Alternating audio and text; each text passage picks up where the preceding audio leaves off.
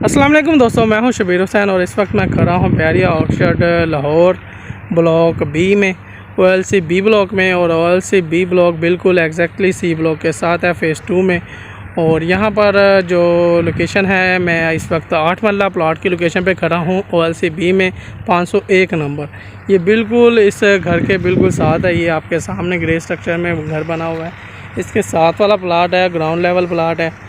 और इसके आसपास ये आपके सामने ये भी एक घर बना हुआ है 8 मरला का। ऑपोजिट साइड पर भी घर बना हुआ है।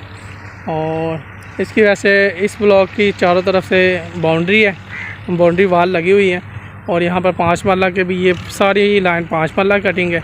और अगर आप बहरिया ऑर्चर्ड में 8 मरला प्लाट ढूंढ रहे हैं अच्छी लोकेशन का, अच्छा ग्राउंड लेवल का, तो इस वक्त अवेलेबल है। ये ग्रे स्ट्रक्चर में जो तैयार हुआ है इसके बिल्कुल साथ है। इसका पोजीशन, यूटिलिटी, हर तरह के चार्जेस पेड हैं।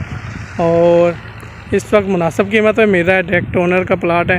किसी भाई ने लेना हो OLC बी में 8 मरले का प्लाट बिल्कुल सी ब्लॉक के साथ है, जहाँ पर बहरिया का हेड ऑफिस है, उसी के साथ ये ब्लॉक है OLC बी ब्लॉक। और यहाँ पर ये 8 मरला का प्लाट इस वक्त अवेलेबल है फॉर सेल।